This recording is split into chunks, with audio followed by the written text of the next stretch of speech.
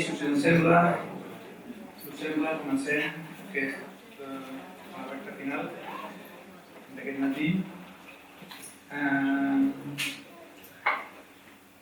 Abans ja ho he vist, hem intentat parlar amb el Xavier una mica per la introducció i ara ho volem fer amb la Ramil López Planas i preguntant-se, amb pregunta oberta, és una pregunta oberta, com implementar l'educació visual al centre.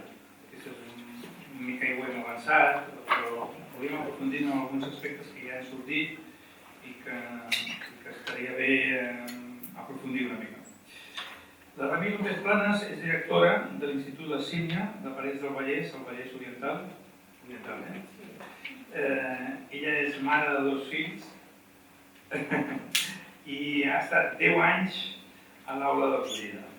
Ella és formadora d'Educació en Comunicació, professora i directora, com dèiem abans, hi ha una frase que a mi m'agrada xafardejar en els twitters i veure què posa la gent.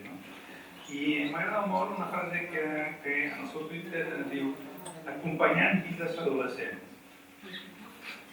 Te refereixes als fills o als teus alumnes? Primer vaig començar amb els alumnes, després ara tinc fase fills adolescents i després continuaré amb els alumnes. Però sí, és l'acompanyament. No ensenyament, És l'acompanyament. Escolta'm, tu estàs directora d'un centre, ets directora d'un centre que heu incorporat bastant l'educació audiovisual, mediàtica, l'educació en comunicació.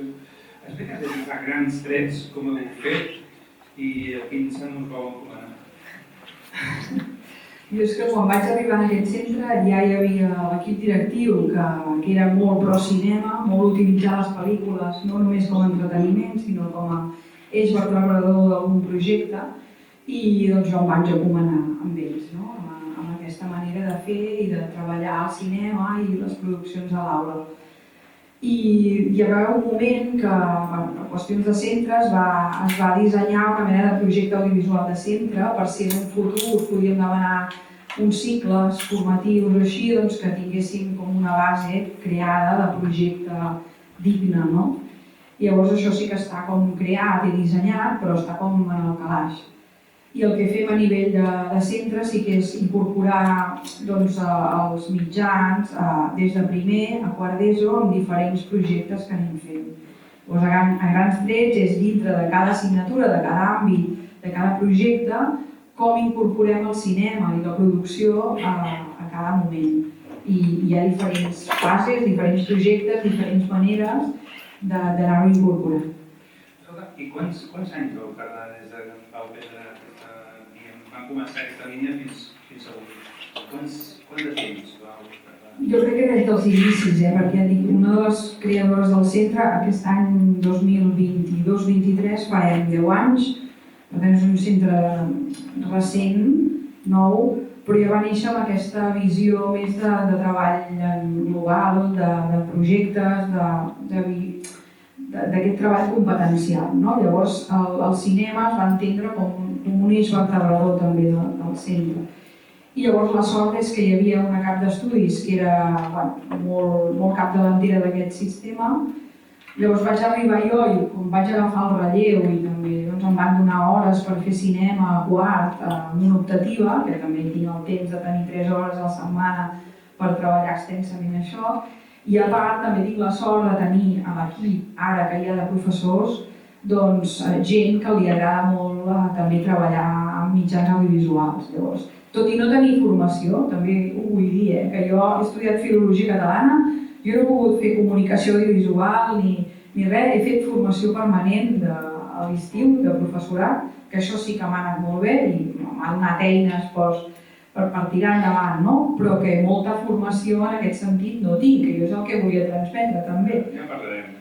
I els professors que tinc també, que els agrada molt i llavors tiren endavant com sigui.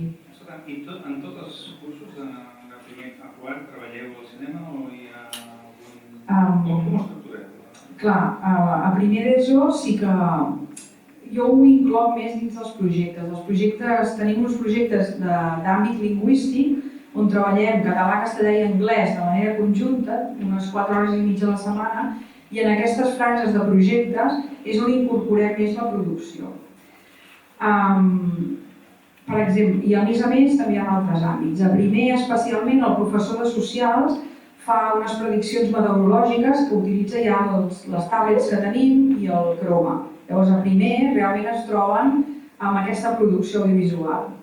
A segon, sí que ja treballem el món del guió i la producció, i llavors també contractem uns professionals de l'ESCAC que venen una setmana fent-nos un taller de curtmetratge amb els alumnes, i llavors fem com un projecte especialment de guió i de cinema, això segon, dintre del projecte de guió. A tercer, en els projectes també de llengua fem el fals documental, on treballem el documental, i també tenim aquestes 4 hores i mitja a la setmana durant 5 setmanes. I a quart hi ha l'optativa de cinema. O sigui, tenim espai específic per fer això. Això no vol dir que, per exemple, a la profe de socials els demani alguna producció sobre biografies de personatges històrics, i també els demani en format audiovisual. O a tercer, la profe de biologia els demana algun vídeo de la regla, doncs també els demana en format audiovisual. O a català segon d'ESO, la publicitat també es treballa. Per tant, entenc que es fa com un espai i un temps en cada curs i, a més, d'una forma transversal. Exacte. O sigui, no és només de forma transversal, que moltes vegades es diu que quan es treballa de forma transversal no es treballa. Sí, exacte. Es queda sempre. Perquè no tens el lloc específic, no? Llavors hem intentat estructurar-ho dins dels projectes, dins de l'àmbit del projecte, però a banda, cada professor, si dins del seu currículum creu que pot demanar alguna producció, doncs també ho fa. Vull dir, els materials és per tothom i vulgui fer servir, endavant, no hi ha problema. Més una vegada que hem parlat del tema amb tu, sempre he dit que el que ha demostrat la direcció aquesta i el centre és que es pot implementar l'educació en comunicació, l'educació mediàtica, l'educació visual, sense fer grans enginyeries curriculars. És que això realment es pot fer en tots els centres o entrem o jugueu amb avantatge quan sou un centre jove, per exemple?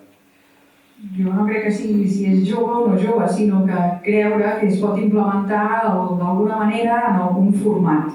Llavors ja et dic, el professor de socials ho fa dins del seu àmbit, o sigui, l'àmbit és social, té les seves 3 hores a la setmana i dins d'un tema que fa, que és la geografia, doncs decideix fer la geografia de Catalunya a través de les prediccions meteorològiques per incorporar els mitjans audiovisuals i el croma i fer-ho més atractiu i que ells treballin els textos predictius i llavors es posen davant d'una càmera, vull dir que ho fa des de socials mateix. O sigui, jo crec que és, primer, que el professorat s'hi vegi amb cor i tingui ganes de tirar endavant alguna producció d'aquest tipus, i després a nivell més institucional sí que des de direcció el projecte té contemplat que hi hagi l'educació mediàtica darrere, doncs donar com un pes específic en alguns àmbits o en alguns projectes.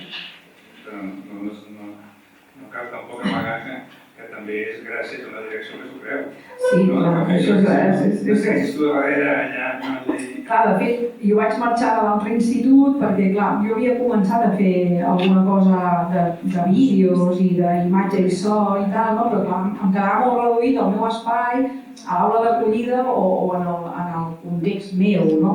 Llavors, a nivell de centre, que es treballés per projectes d'una manera més global, amb més gent i tal, doncs em veia molt limitada. Vaig arribar aquí i el treball amb equip és molt important i ho vaig tirar endavant i no hi havia tantes dificultats, sinó que és evident que si la direcció ho contempla i és un pes específic d'aquell centre, doncs aspira endavant. T'he imaginat que ara, quan acabem abans d'anar a dinar, algú aquí para i diu mira, jo estic en un centre de secundària i estic en la direcció de cap d'estudis i vull implementar això. Per on aconsellaries començar?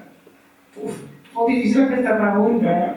Clar, el de sempre, o sigui, des del teu petit àmbit, o sigui, començar des del que fas tu a l'aula. Jo també vaig començar així, vull dir, ara no perquè fent de directora no tinc temps, però quan feia català a segon d'ESO, ja ho he explicat, vaig començar a fer un dels temes és la publicitat, si feu segon, algú ho sap, no? Llavors, doncs, del tema de la publicitat, en comptes de fer-ho llegint el llibre, no? Què és un anunci, què no sé què, doncs anem a crear el nostre anunci, anem a crear la nostra campanya publicitària dins de l'àmbit. Llavors, com es començaria? Doncs intentar, des de cada àmbit, implementar algun petit projecte que sigués en format audiovisual. O sigui, no del gran, el petit, sinó de petit cap amunt. I després també és xulo trobar gent que també li agradi treballar així. Que per a mi també va ser molt important, doncs amb el professor de música vam començar a crear un videoclip. Els meus inicis era també, no?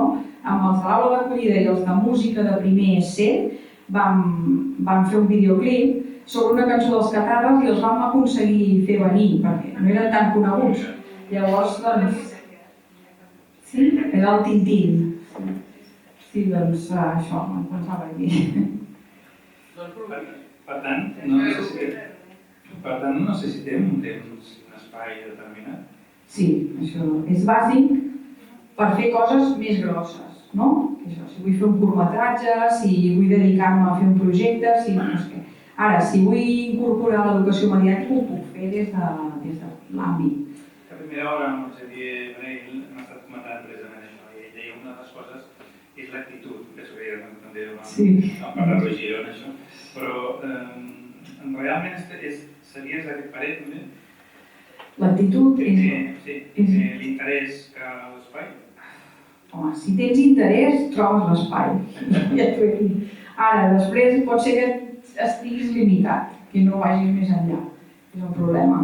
Llavors, si un centre ho veu amb bons ulls i ho tira endavant, llavors tens l'espai, treballes tranquil, és valorat, pots presentar-te premis, des de les mostres de tallers que fem a final de curs, doncs mostrem aquestes produccions que s'han fet i tens com la valoració i el reconeixement, no? I això és important. Clar, quedar-te sempre en el teu àmbit, doncs quedes limitat. En això de mostrar que es fa, diuen que no hi ha una obra acabada fins que no hi ha algú que la llegeix, la mira o l'escolta, no? Com ho feu, això? És adreçat al professorat, adreçat a l'alumnat o obert a les famílies? Clar, hi ha diferents formats també, no? Nosaltres sí que donem molta importància que les famílies puguin entrar al centre i puguin veure les produccions. A nivell de cinema no hem fet encara, que seria un festival, però l'altre dia també a Barcelona vam conèixer altres profes propers que també treballen al cinema i vam dir, hem de fer alguna cosa l'any vinent, rotllo mostra, tots junts i tal. Llavors tenim ganes de fer-ho. Nosaltres ens limitem a mostrar-ho als alumnes a final de trimestre. Les produccions millors les mostrem en aquest espai del teatre a final de cada trimestre. I el professorat també. És fàcil de difondre el vídeo, llavors el veure més gent. Abans has dit que teniu les vostres tablets. Explica'ns l'equipament que teniu, com ho heu aconseguit. Aquesta és una de les grans hàndicaps, no? Tothom deia, amb el mòbil, molt bé, sí. El mòbil és cada un amb el seu, no? Què porta en la vostra casa al centre? Nosaltres, clar, vam començar amb mòbils, teníem una càmera d'aquestes bones, però és això, que és una càmera, s'ha de custodiar, l'has de deixar, els has d'ensenyar a fer servir els alumnes. No era massa pràctica, però bueno, està allà al centre. Llavors, ara mateix disposem de les 5 tablets, vam comprar 5 iPads, que és el que porten també els de l'ESCAC. Un material croma, que ens va costar uns 100 euros, que van tots els llençols, els focus, tal. Vull dir que no és massa car, I què més? No tenim massa cosa, I llavors també treballem molt amb els mòbils, perquè els alumnes acaben gravant amb el seu mòbil, ho editen amb alguna aplicació del mòbil i ja t'ho envien. O sigui que, vam fer una despesa d'inversió que sí que és això, que són els iPads bàsicament, i el croma, el trípode i tal. I després tenim un estabilitzador també de mòbils, però hi ha molts alumnes que també els apassiona aquest tema i tenen materials. Llavors, a vegades és més el seu material que el que tenim nosaltres. Però realment, al final, acaben gravant amb el seu propi mòbil. Una de les coses que hem comentat ha sortit el tema de la formació del professorat. abans també ploràvem, amb permís, ploràvem que la formació inicial del professorat no incloïa el tema i que el màster de secundària no massa nou. Tu em sembla que has fet alguna sessió del màster de secundària a l'Autònoma. Explica'ns quins són els punts forts i els punts febles d'aquest màster de secundària. Nosaltres vam fer aquesta classe perquè veiem els pràcticums que venien a l'institut, potser amb alguns sí, però molts amb poques habilitats, amb moltes aplicacions que nosaltres fem servir al centre. Ja sigui de treballar, per exemple, amb el Google Drive, ja sé que el Google... Però nosaltres treballem molt online, no? I em trobava això, pràcticums que venien, que era tot un món molt desconegut. Llavors, amb l'altre professor, que també treballa en l'educació audiovisual, ens va plantejar anar a fer una classe pels pràcticums, o sigui, per la gent que està estudiant el màster, donar totes aquestes eines que per nosaltres eren bàsiques per treballar al centre. I ho vaig veure com un bombardeig bastant important cap a ells, perquè, ostres, el feedback que vam rebre era això, quanta informació, quantes coses que feu servir, treballeu molt, prepareu moltes coses i, saps? O sigui, la sorpresa era aquesta, no? De com traieu tant temps per fer tot això amb totes aquestes eines. I, és això, perquè realment és que també creem material i llavors vam anar a explicar això, quines eines disposem. Però al marge de la teva intervenció, la teva conferència, el teu taller, ells en aquest moment tenen algun altre mòdul que d'alguna forma... No, de treball audiovisual no, d'educació mediàtica tampoc. Una de les aplicacions que vam deixar anar, que era l'Audacity, que és l'editor de so, una persona de potser 200 va dir que li sonava una mica o l'havia fet servir. Clar, no sé, que no hi ha lloc en el màster de treball audiovisual. Quan mirem també la formació que ofereix, per exemple, el mateix departament, detectem una sèrie d'activitats o de cursos molt adreçades a saber apretar botons. Fins a quin punt aquesta formació és massa tecnofílica? Aquesta fascinació per la tecnologia, descuidant-te moltes vegades de la resta, dels continguts, dels anàlisis. El que veig en les formacions d'estiu o permanents és molt imatge i so, i poc més, imatge, vídeo, no sé què, ja està.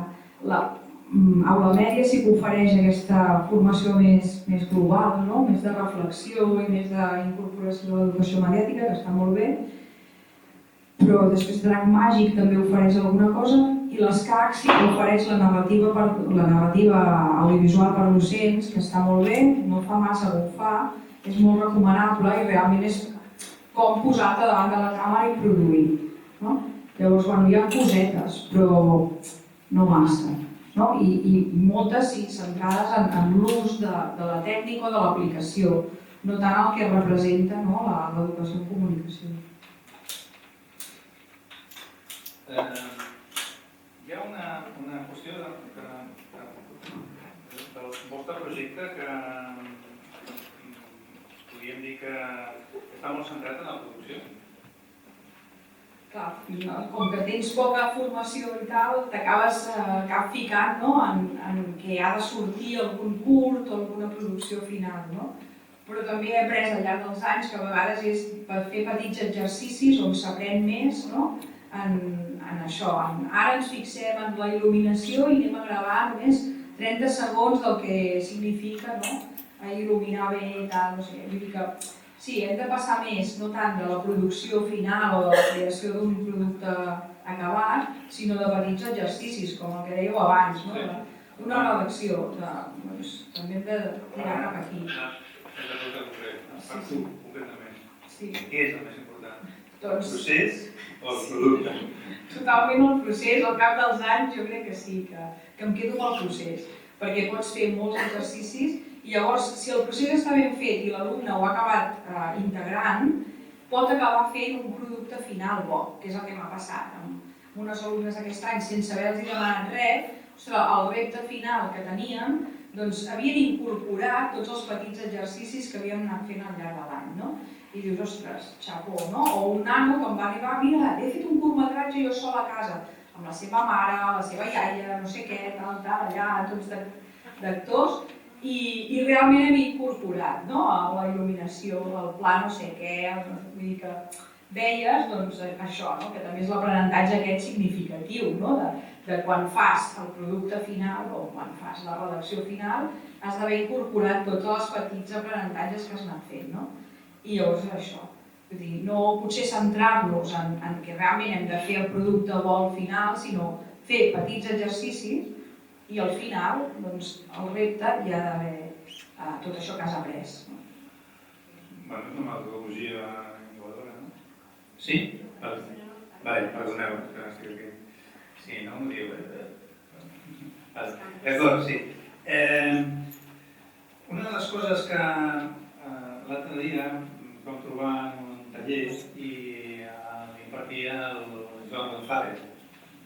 I a part de discutir-nos sobre si el fons documental és un documental o no, una de les coses que ell apuntava, ell és el director de Docs de Barcelona, el Joan González, i deia, jo li preguntava, la mateixa pregunta que feia a la Remei, no? I ell deia, bueno, potser si vosaltres valoreu que el procés és important, doncs endavant. Dic, sí, però això no es queda reflectit en el producte final.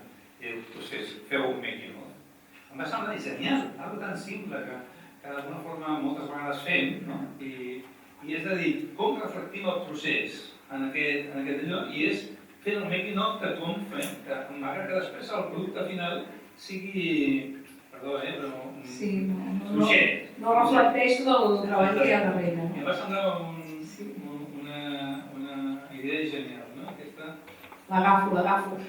Més que res també perquè en altres projectes que fem, que no són audiovisuals, passa una mica això, no? L'altre dia estàvem construint un coet i, clar, una microbit, els projectes estem. I, clar, també és una currada de treball, no? De trobar les ampolles, tallar-les, posar-la al microbit, que funcioni, que no sé què, i al final disparen el coet i va amunt. A mi em va servir perquè els de cine anessin a gravar, no? I van gravar diferents parts de la posada en escena del coet. Però clar, també te n'adones això, que si pots gravar tot aquest procés de construcció del coet, de les parts, no sé què, té més vistositat que realment el moment final, que pot ser que se t'acabi trencant perquè, clar, no està ben fet, no sé què, no sé què, i dius, ostres, i després genera molta frustració en els alumnes, no? En canvi, si tens el vídeo de la construcció, doncs et queda com tot el procés que has fet i realment pots avaluar-ho també bé. Per exemple, podries aconsellar algun exercici fàcil de fer i que pugui això, aquella persona que dèiem abans, incorporar-lo ja dilluns o qualsevol de les que estem aquí? De fet, a partir del taller del documental que vam anar l'altre dia i també lligat amb el Xavier amb la seva xerrada de Girona, no? Que és el treball del punt de vista, no? Doncs sortir amb la càmera o el mòbil, no? I dir del mateix institut, no? Que cadascú gravi una part de l'institut, no? I serà el seu punt de vista del que passa a l'institut, no? I llavors doncs s'edita, es posa un títol, les transicions, els que es necessiti, i es projecta a la classe. Llavors tothom veus, no? Aquell fragment de l'institut, que és el seu punt de vista. Llavors treballes també el punt de vista de l'artista, que també ha sortit amb la Gemma, i a part doncs, ja tens la petita producció feta. Això ho vaig aplicar l'altre dia també i sí, en mitja hora vam tenir les gravacions i vam poder veure en algun. Un exemple, Sí, per exemple, no? Sí, però per exemple el Joan deia també el tema del pla seqüència, no? Moltes vegades ens compliquem la vida editant i a mi em passava que ha d'editar i al final ho has de fer tu perquè pugui acabar-se el producte, no? I a vegades algo tan senzill com seria un plano seqüència que d'alguna forma pot durar un minut o dos o tres. Penso que això sembla la gent de Drac, les dones de Drac Màgic, sembla que també teniu alguna cosa sobre el minut i tal, no? Que està molt bé, no? Que aquesta idea és una cosa que caldria comentar. Sí, perdona, hi ha petits exercicis com això també. Al principi del curs començo amb el minut Lumière, vull dir que planteu la càmera i a veure què passa i llavors ho mirem. Vull dir que exercicis breus n'hi ha per fer, llavors és això de dir, ostres, doncs en comptes de demanar l'avaluació o demanar que m'entreguin la redacció feta de no sé què, doncs demanaré un petit vídeo perquè m'il·lustri tal. I doncs això, pensar una mica productes finals que vull demanar, doncs en quin format els demano en format audiovisual. No sé. Una de les coses que estaves aquí, deia el Nacho, i aquesta qüestió de l'art, no? Tu per quina posició et encantaria, Jessica? Tu com provins ara i quedaràs malament amb la Gemma, amb el Nacho i la Cristina, però quina posició seria la teva davant d'aquest debat? De les pel·lis clàssiques I de si és art, si és filologia, si és pedagogia, si és... És que els artistes, l'art va per davant. És entreteniment, estic d'acord amb això que dius tu també del guió, no? Que tens tota la tècnica a davant, però quan entres a veure la pel·lícula doncs t'has d'oblidar tot això. Per tant, per gaudir has de passar una mica de tota la tècnica que tinguis, no? No sé, és l'art per sobre de tot, no? El cinema és un art, per tant, qui el fa el pensa perquè la gent gaudeixi quan el veu, no? Però també hi ha una tècnica darrere que sí que és important conèixer. I, no sé, com s'ensenya la literatura, s'ensenyi al cinema, jo considero que sí, que hauria de ser com dins del pla d'estudis, no? També. Però no ho tenim tan integrat i em sembla que és com més entreteniment, no? Ens quedem més amb això. Però bueno, sí que no t'ho sé respondre massa bé, també. Per mi la literatura sí que és una font d'art i de gaudi, però també s'ha de conèixer. Amb l'art i amb el cinema seria el mateix. Molt bé, jo no sé si segur que hi ha preguntes, jo no vull tampoc aixecar la baralla, però segur que hi ha algunes preguntes que vosaltres teniu sobre el funcionament diari, no? O sobre com implementar l'educació visual en els centres, no?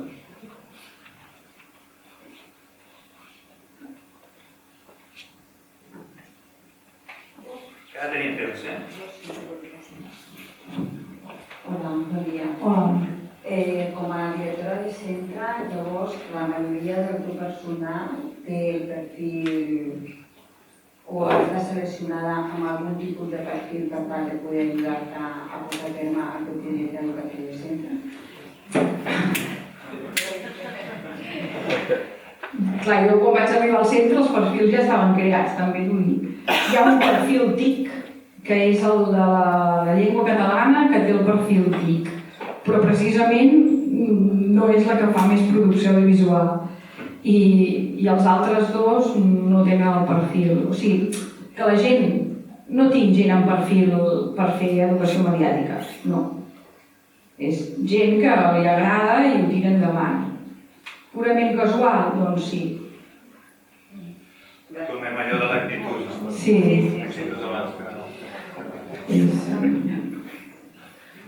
Més preguntes? Sí, em volia preguntar, Remei, si teniu constància alumnes d'aquests que han passat per tot aquest treball que feu, que després hagin continuat en aquesta línia, que s'hagin, en l'àmbit que sigui, si han entrat en nivell d'indústria, en qualsevol àmbit, perquè això és important. I ho dic, i aprofito ara per fer una mica també de publicitat, que en el festival, durant tots aquests anys, 14 anys de festival, en el comitè hem tingut moltíssimes persones al llarg dels anys, però la majoria, o un gran nombre de persones, han estat alumnes meus de quan jo estava a l'institut, i que per això és un tema que sempre m'enorgulleix dir-ho, que finalment aquests alumnes aquí han trobat un camí i en molts casos a partir del festival han engegat altres vies. Penso que finalment, bé, jo em sento satisfet i t'ho pregunto per això, perquè penso que al final aquest és un element a tenir present. lliga molt amb això d'acompanyar alumnes, no? Vull dir que tu estàs acompanyant a ensenyar cinema, no? Per mi el meu goig és quan arribo a l'optativa de cinema i em diuen hòstia, és que ara ja no veig les pel·lis igual perquè, clar, veig una sèrie o veig una pel·li i començo a pensar en quin pla, no sé què, bueno, ja està aconseguit el meu objectiu de l'optativa, vale? Pel que dius, sí, tenim des del primer any exalumnes que estan estudiant a l'ESCAC, han guanyat premis.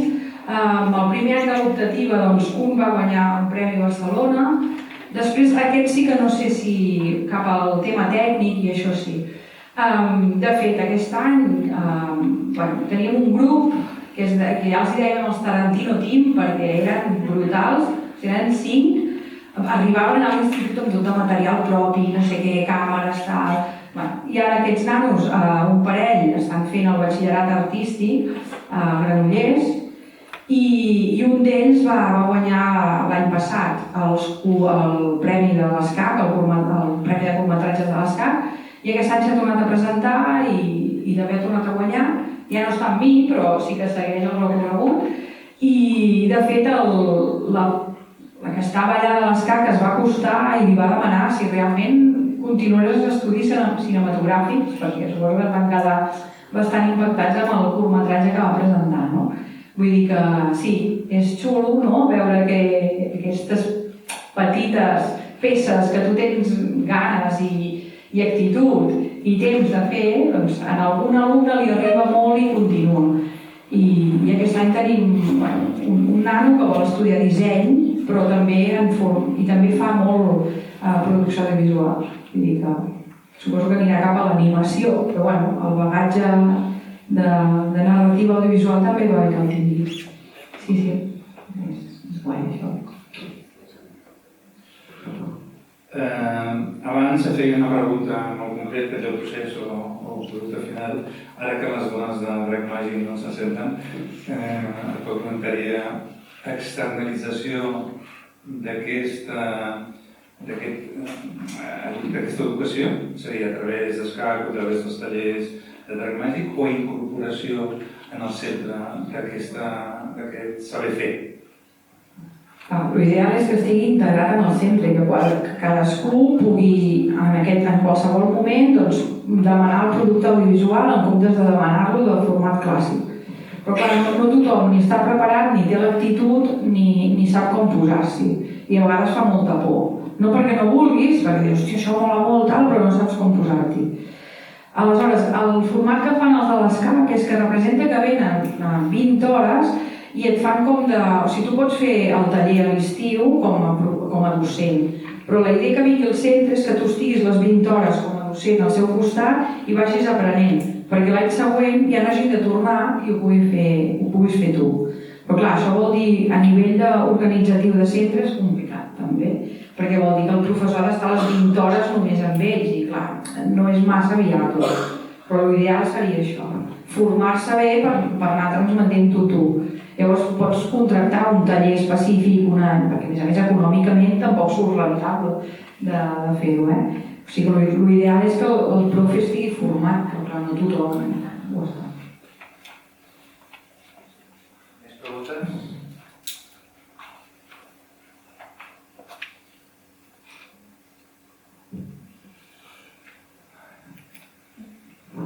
Que esteu dormint? No. Escolta, una de les coses que no he dit abans i que en la presentació m'hagués agradat dir-ho i dir que ara és que ens ho hem plantejat Pilar, que ens ho hem plantejat d'una forma relaxada. Aquest fòrum és quasi estiu i ens ho hem de plantejar així, ens ho morirem a l'intent. Per tant, escolta'm, relaxem-nos una mica i la Pilar ens prepara les projeccions.